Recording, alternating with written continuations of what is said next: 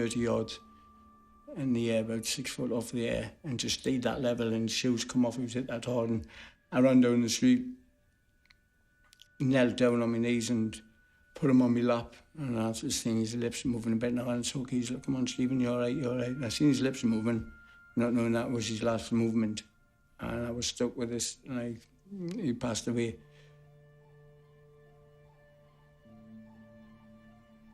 He didn't move, obviously, and I was just like screaming, help, help, and this guy wouldn't get out of the car. And then I just had seen his mum coming Maureen. She come running over, and it was like,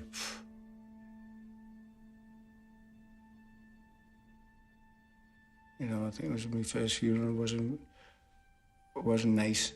I was only young, and I didn't know how to take it. I remember Keith coming upstairs, and he went, come on, Paul, it's okay. Give him a cuddle, and I'm lifting him out the coffin and kissing him and saying sorry. He's got cremated, and afterwards, like, Keith says, come on, just come stay with me for a while. And I stayed in the room where the coffin was for 3 days, and that wasn't too good. You know, I didn't even sleep, just a wide awake, and just, you know, I keep looking all the time and think, oh, that's where the coffin was. And then after a few days I went back home, you know, I didn't even sleep, just a wide awake, and just, you know, I keep looking all the time and think, oh, but she was affected for a long time, I know that. And then after a few days I went back home, and I couldn't sleep, and just a wide awake, and just, you know, I keep looking all the time and think, oh, but she was affected for a long time, I know that.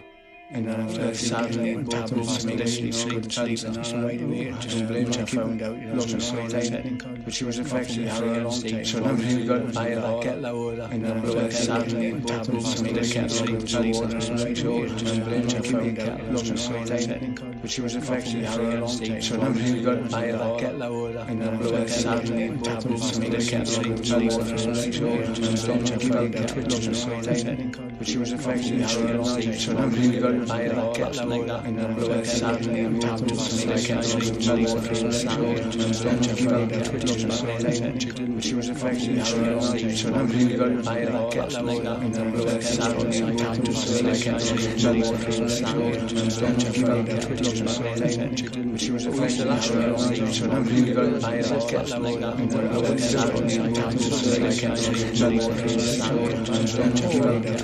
like kettle, and she was affected for a long time. So I'm really going to buy a kettle like that, and then I'll like sadly, and both of us like kettle, and she was affected for a long time. So I'm really going to buy a kettle like that, and then I'll like sadly, and both of us like kettle, and she was affected for a long time. So I'm really going to buy a kettle like that, and then I'll like sadly, and both of us like kettle, and for me it happened, you know. But I had to put in the work as well, it wasn't easy.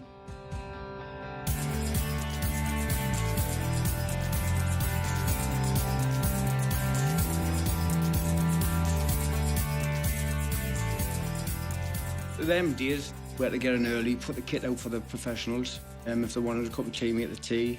Then we did clean the bowls.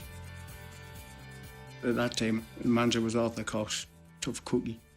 He used to put the team sheet on a Friday, who was playing on a Saturday, and I touched the sheet, and I went, oh, look, it's certain, I think it was Neil MacDonald, because he was a good player and he was young and that. And I went, oh, Neil's playing, and I touched the sheet, and he nearly took me ear off. He smacked us right across the ear, and I went, don't touch that effing sheet until you're on it.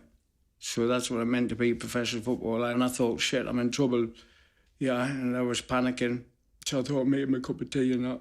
Pulsed the cup and made it perfect for him, and I took it in with my hand, the rib. Once again, he took my head off. You know, I don't effing touch the top of a cup where I've got a drink from, mate. And he used to put his feet up like that and lie back on his chair. So I had to go and make him another one, and I made sure it was all done perfect. You know, and I made sure I never touched that sheet again. What are we doing? Are we standing out here? We're going inside the what? Going in. I'm being in, yeah?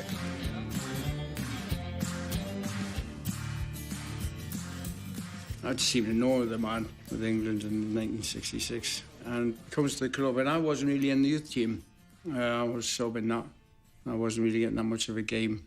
You know, after I finished training, go home and I'd like a bottle of pop, fish and chips and a bag of minstrels. And he pulled us aside, he went, "Can I have a word with you?" I was like, oof, I was shaking a bit. And I went, "Yeah." He went, "Yeah, you're a good player." I went, "Yeah, I am." He says, "How long you got left in your contract?" I went, "Ah." He says, "Yeah, I've got a couple of years." He went, "Oh, you've got 2 weeks, you fat bastard, you better start losing weight." But, you know, I would like to think it was probably fat at 17, 16 and a half or something. But yeah, I was 16 and a half, and I stopped the minstrel, stopped the coke, bottles of coke. Yeah, and I got weird every day. It worked, you know, within hardly playing for the youth team. Within a month, I was captain of the youth team. I was captain of the reserves, and took them on to, you know, we got to the Youth Cup final.